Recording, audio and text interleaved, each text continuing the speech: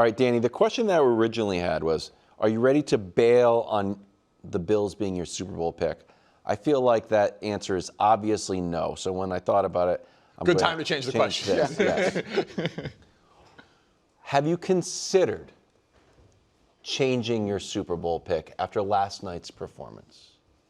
Well, it's not allowed, right? It's not. You kick it around. Allowed. Kick it around. It's frowned upon. It's allowed, but you're just covered in shame. Right. But You will be ridiculed to no end. But Well, with if that you is the want, upside. Yeah. No, like, who feels good about their AFC pick? Oh, about their AFC pick. Your AFC pick was the Ravens, buddy. I feel okay about that. And the I Patriots. mean, I feel good. okay, but it's right now. They're still, they're still in kind of. Well, that's what I'm saying. Like, you all kind of get staggered on your feet when you ask the question, right? Like, I think we maybe have to come to a little bit of a realization that there's not going to be a clear-cut favorite team in the AFC, and a lot of teams believe that they can make a run. Like, we could play the hypothetical game here and talk about last night, whichever you want. But, like, if it ended today, which it doesn't, but if it did, the only quarterback who would have more playoff success, who would make it in the AFC than Josh Allen, is Aaron Rodgers. Like, the most likely path, I think you would agree, because the Chargers have a better conference record than the Bills, is the Bills would get the 6th seed right now. Like, their path could be... No, hold on. You don't think the Bills are going to get this? You think the Bills are going to get the 5 seed? I do. Yeah. I do. But, like, there's a world where they're both, right, the Chargers and Bills are both 7-4. I like both the teams. There's a chance that the path is you've got to beat Daniel Jones, Bo Nix, and Drake May. And I love Drake May, but they have one combined playoff victory among those 3 guys. It's not exactly like, even in the NFC, where it's like, oh, the champs are the 1 seed, and a former Super Bowl champion with an MVP and Matt Stafford could be the 2 seed. It's just a different type of year. All the AFC teams have flaws. Here's the I agree with that last part, but here's the problem with the, hey, here's the optimistic look on what the Bills' playoff path would be. We just saw them lose to Davis Mills. We just saw a team that had a kick return touchdown, broke off a 50-yard touchdown run, and was despite that, thoroughly outplayed by a Texans team that has not looked good all year. Even on this winning streak, one of the 3 games is a Jags game. They were down 29-10 entering the 4th quarter in that game, and then they were, to their credit, brilliant at the very end of that game. Like, the question because I have been of the belief that the Patriots are the 2nd best team in the AFC to the Chiefs. The Chiefs have, no longer earned that stature. But we have all discussed the Chiefs the last few weeks as, man, what's wrong? What's going on? They have 5 losses. The Bills all of a sudden have 4 with, I don't know if we can throw it up, this schedule coming up. If I'm a Bills fan this morning, I am like, wait a minute. How marrow deep confident am I that we are going to have any playoff path? Like, probably, but at Pittsburgh, that ain't easy. Especially as the Bills suffered some injuries last night. They obviously, they're out on Keon Coleman. Home for the Bengals with Joe Burrow. At New England, who beat them. The Browns are not good, but that defense is unbelievable. And Philly, I just think, aside from the Chiefs game, have the Bills looked awesome in a game in 2 months? No, listen, they haven't. I mean, Josh Allen has been sacked 14 times in his last 4 games. He was sacked 14 times all of last season. Yeah. Mm-hmm. They have 9 turnovers in their last 3 games. They had 8 last year. Like, it's going poorly. Like, point conceded. My thing is just I can't imagine there's an AFC fan base right now maybe that obviously there's some that feel better about their chance of getting into the tournament, obviously, in Denver, in New England, in Indianapolis, but like feel really confident that they're going to. You don't think the Colts feel confident? Colts. I'm not a Colts fan, but. No, I said I think those three teams are very confident. Indy, Denver, New England. Yeah, that they're going to make it. Because they're going to win the AFC? They're new to the party. There are no expectations. Right. With Josh, Patrick obviously just has the winning pedigree, but Josh has all this baggage of losing year after year in the playoffs, so that makes it tough. You are right in that if the Chiefs don't make the playoffs, yeah, you can get the Bills have as good a shot as anybody. At that point, all 7 teams that make it should feel.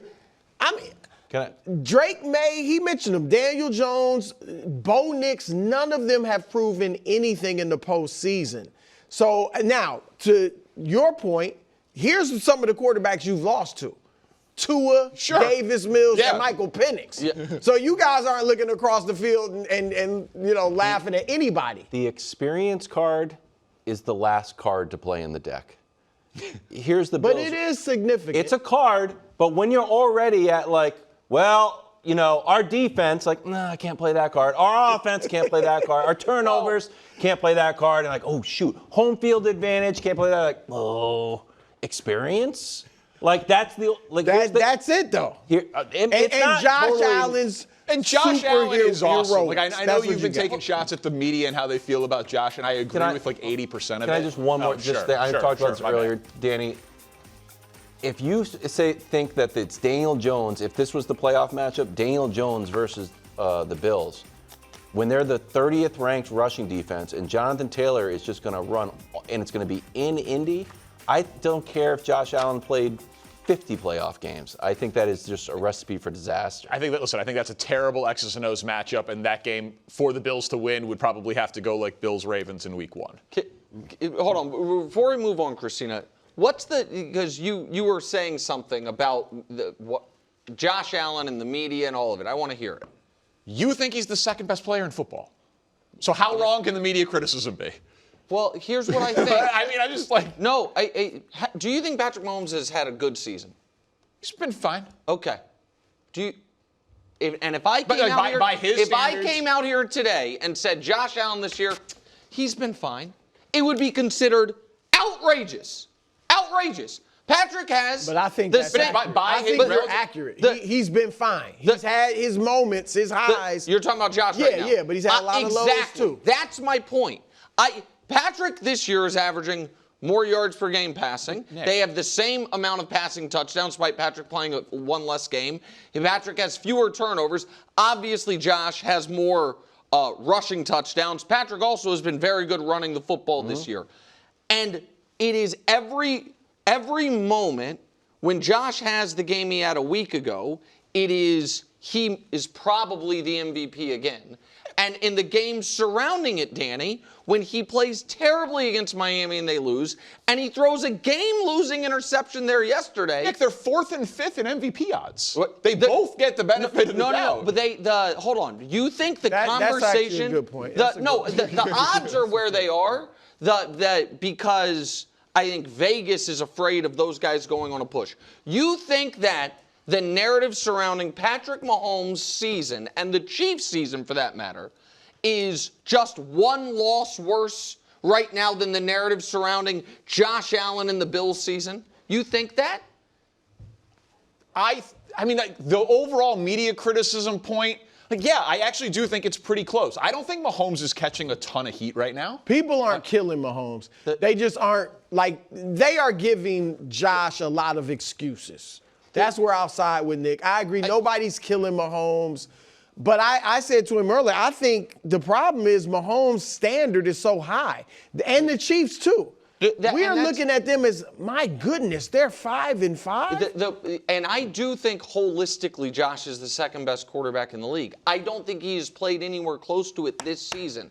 And I think that he's the only quarterback in the league that, to me, when he's awesome, we stop. We're like, man, No one's ever played the position like him.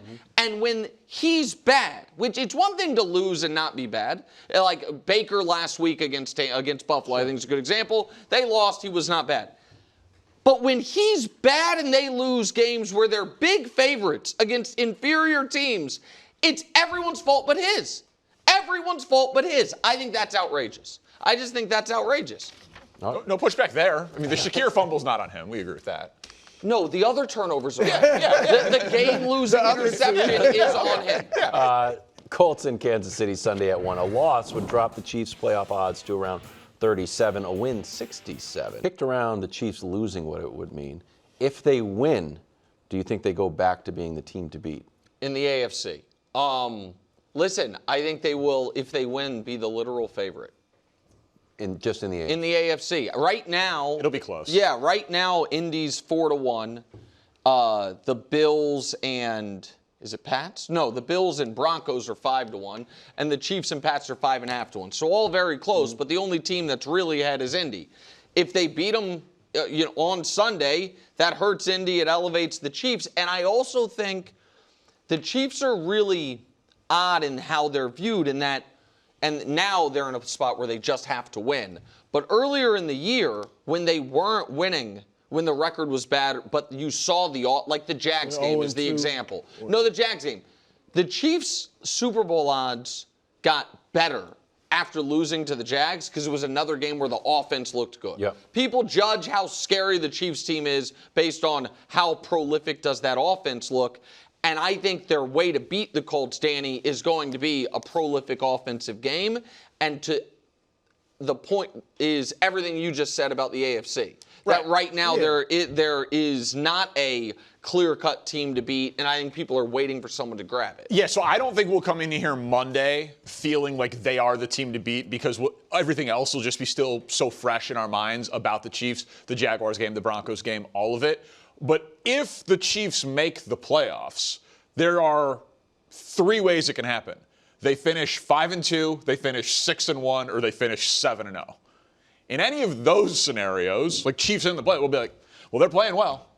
Like they're in, they're playing well, they figured it out, they're scary. So I don't think there's a world where I think they could win 35-0. And I don't think I'd come in and say they're the clear favorite in the AFC on Monday. Really? Yeah, I don't think so. Because I get what you're saying because it'd still be like, we're not 100% sure they're going to make the playoffs. So I get that. But like the Ravens, I feel supremely confident about the Ravens winning the AFC North. And I think a lot of people do, even though they're not, even close to that yet. So I think if the Chiefs, I won't even go 35-0. If they beat Indy like they beat Baltimore, where they beat them handily, 10 points, 13 points, whatever it is, I think most people would be like, now they got to get in. We understand that. But they are going to be the team to beat in the AFC. Yeah, I'll just think, well, they got to play the Texans, who just beat the Bills, or they got to win a shootout with the Cowboys, or they got to play the Chargers again, who they lost to, or the Broncos again, who they lost to. Like, I have a hard time saying that what we've seen through 10 games gets erased by 1 game. Not me. Oh, I erased it immediately. Immediately. It was 16-0 at halftime. Like, looks like the Chiefs are going back. Better get some banners going. Time now for one of the hot picks, okay? Okay. We know you're a 1 and 2. Do we still do these segments? Wow. Yes, they're going to heat up. I mean, this guy's... I am seeing the NFL very clearly. This is the official pick segment. I plug into the matrix. I see the league clearly. I'm not going to let 3-0 change me. I'm not scared of picking big games. Taking the points with Detroit. Play in the wood with the Chicago Bears. Easy, easier, and easiest. I know that I'm right. So stupid. What is so stupid, Wilds? Nothing, sorry. Going 1 and 2? Wow, what? I didn't see that Chargers-Jags game. Herbert played great, just got out-dueled. Betting on a quarterback who is your top 2 favorite player in the NFL and he throws for 80 yards and you wear this costume? Not a great feeling. No. Just quickly, Danny, can I? Yeah, you got a follow-up question? Sure, go ahead. Leader of the show. I didn't realize Titans covered against the Texans. Yeah. Yeah, that was Very interesting. That was a tough moment. Yeah. That was tough. A win, but not That a was cover. my pick. Yeah, that Drew got a point. Yeah, winning without covering, very painful. Dolphins took care of me in Spain after I yelled on national TV in Spanish last week. But hey, 17-16. Am I proud of it? No. Is it still much better than this guy? Making money. Yeah. You're like running away from Nick. Yeah, that's what I'm saying. And we are 3-0 versus 0-3 week away from being right there. We've heard this for 7 straight weeks. We're being right there. I watched the pod. I know you got some liquidity issues, so here you go. I need it. I need it right now. I know you do. Let's get to the Week 12 picks, if you don't mind. Wilds, I think you'll like this one. Patriots -6.5 in Cincy. Joe Burrow, oh yeah, right, because you kind of want them to lose. I can't keep it straight at this point. You always shout out your gambling friends. Yeah. You're right, Nacho and everybody. So I'll shout out my buddy Kid, smartest gambler I know. This is what he would say a name the number game. You need him to score 35 points, they can do it. 42 points, they can do it. I don't think Cincy can stop him. Joe Burrow doesn't play linebacker. He doesn't rush the passer. Patriots offense against Bengals defense since week 4.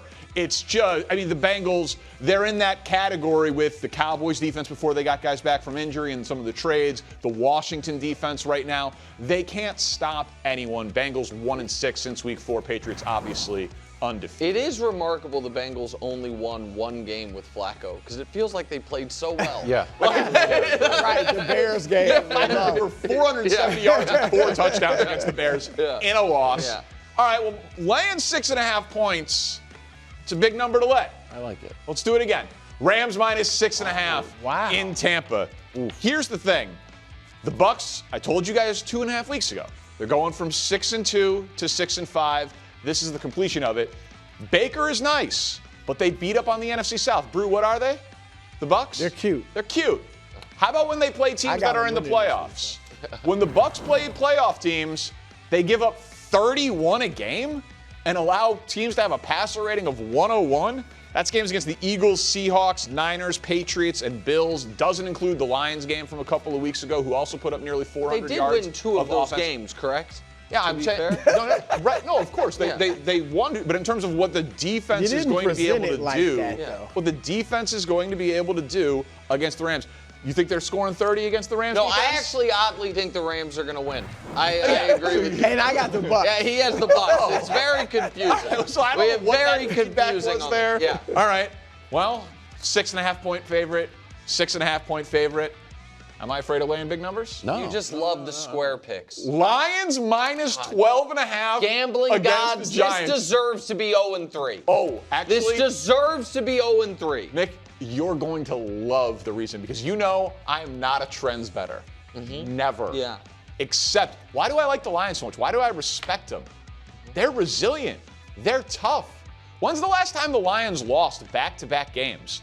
The beginning of the 2022 season. Lions, after a loss since 2023, they're 10-0 straight up, 10-0 against the spread, winning by an average of 16 points, Goff with a 25-4 touchdown to interception ratio. Jameis Winston's throwing a touchdown to the Lions. That'll help the cover. Can I ask you a gambling question? Please. Like in the weeds of it? Yeah. Since all the sharp bettors know that the Lions are 10-0 against the spread, and has that affected the spread? I don't think and so. Is that kind of like, no? I think it's just like a thing that's out there in the gambling universe, maybe by a point in some direction, but I don't think that matters much.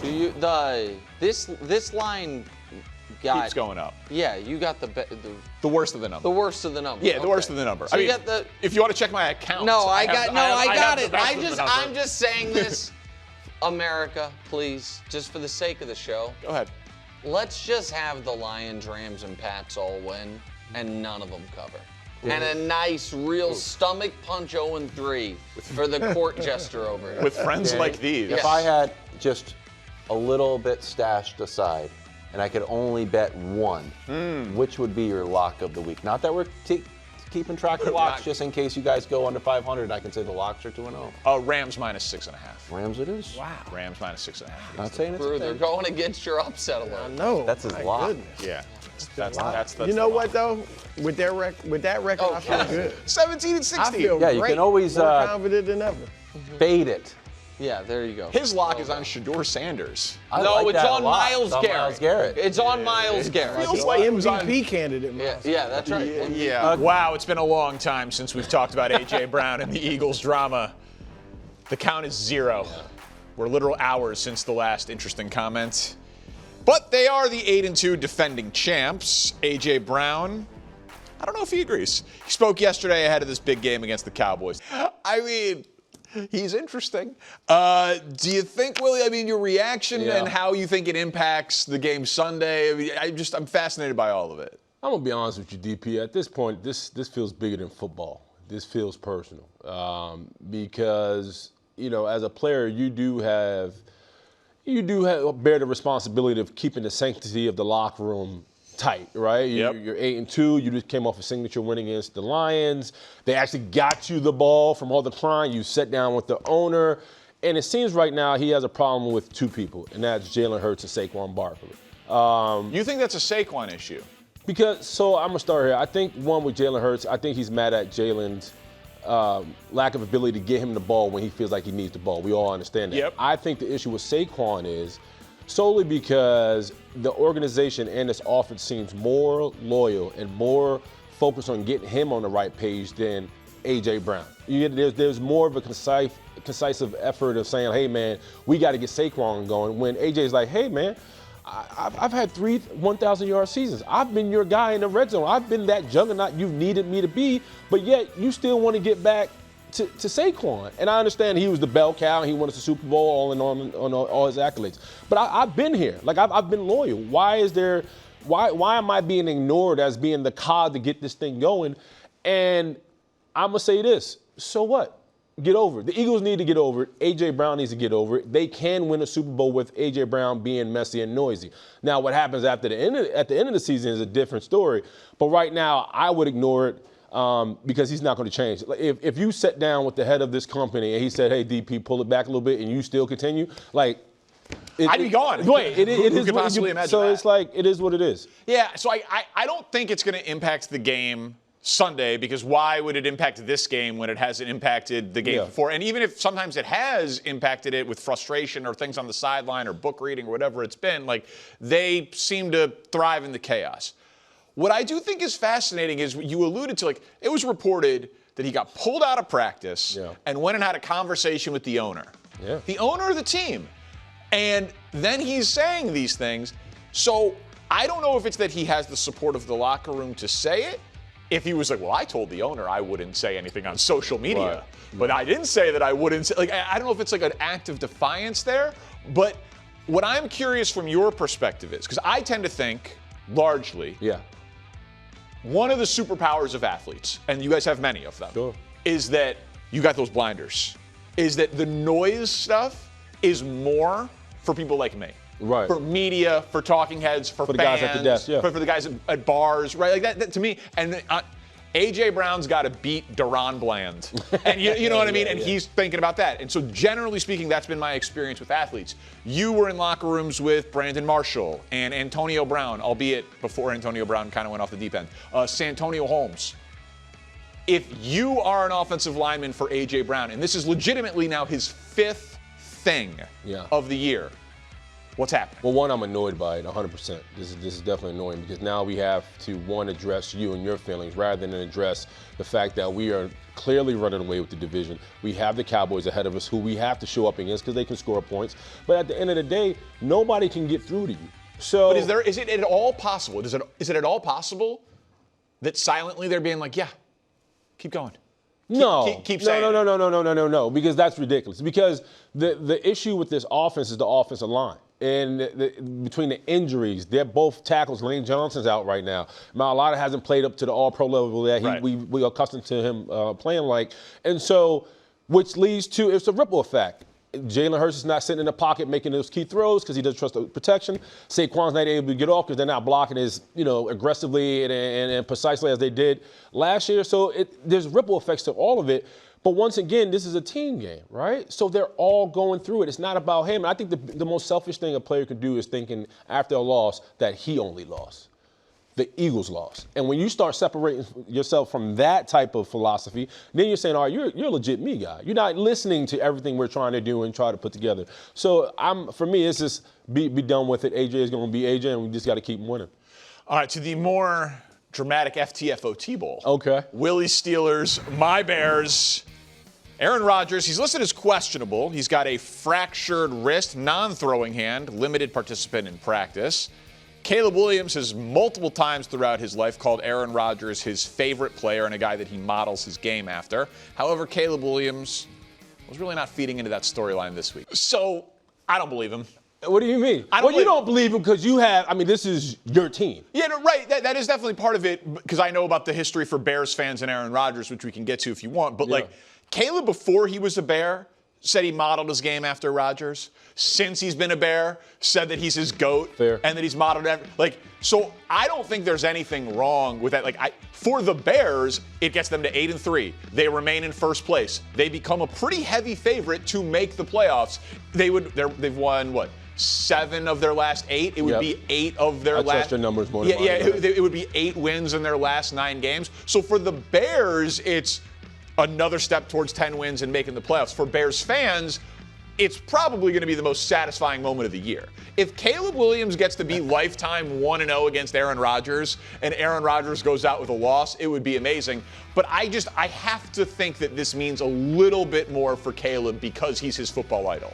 I agree with you from that aspect. Yeah, anytime you get a chance to dethrone your GOAT or your God, it means something. But I think I kind of pivot back and say, if Caleb is able to put the boost to Aaron Rodgers, this is Aaron Rodgers. This is Caleb Williams' eviction notice to Aaron Rodgers, because this Bears organization, throughout the year, you being a Bear fan, when they looked at their season, they know there's 2 losses coming from Aaron Rodgers. Bottom line, it is for forever. Forever. So this gives them an opportunity not only to shift the franchise and say, hey, we potentially have a new face of the NFC North with Caleb Williams, but also for this organization to say, hey, man, there's a new change in the guard. And if I'm Caleb Williams, this isn't just about winning. This is about letting everybody know in the league that the Bears are legit. You view them differently, especially Aaron Rodgers. You beat the Steelers, it means more. But I'm going to be honest with you. Through everything we've talked about right now, I'm not afraid of Caleb Williams. I'm not afraid of who he is and what he's done thus far. He's struggled. They've had their woes, but they've won. I'm going to tell you one thing I'm scared of, and that's their run game. It's been great since I got a graphic right here. This is what the Bears' run game looks like. That's what they rank. And that's the Steelers' deal on the other side. The Steelers can't stop the run. I don't know what happened. I don't know why. And quite frankly, I don't care. But it needs to stop. And when you go against the Chicago Bears, when they have the ball on the ground, they are dominant. So I'm more worried about what the Bears do rushing the ball than what they look like with Caleb Williams throwing the ball. Yeah, I think that is a much more like Ben Johnson during the bye week tried to fix the Bears' run game because he felt like he could fix that faster than he could get Caleb Williams to being an MVP player, and he knew that a running game would help his quarterback. And by the way, it's worked. Their run game has been elite, and Caleb has gotten better incrementally over the course of the season. So there's no question that they are a run-first team, and that's what they are going to try to do. But just for anyone who didn't see my monologue and my commentary about this, Aaron Rodgers is 25-5 lifetime against He's the Bears. landlord. He's right. He did the whole "I own you" thing, right, which was very upsetting because it was true. Yeah. He's 12-3 lifetime at Soldier Field. So I know that he's not a Packer, and I know that he's got a broken wrist, and I know that this isn't that version of him. But there is something to the symbolic passing of the torch. Because he's not just a man, he's Aaron Rodgers. Right. Like he 4-time MVP, the boogeyman. Like everything you think about, the Reaper, whatever you want to call him, he is that for the Chicago Bears. Well, and I know that many people have written Caleb off for this. I do think that his talent is such that he still can be an MVP of the league. Okay. If he is, it'll look like Aaron Rodgers. He plays that style of football. But you know what Aaron did? Yeah. He won. Right. Bears are 7-3. just in case, Thanks for watching. Subscribe here to get more from the show and to check out clips from other shows on FS1.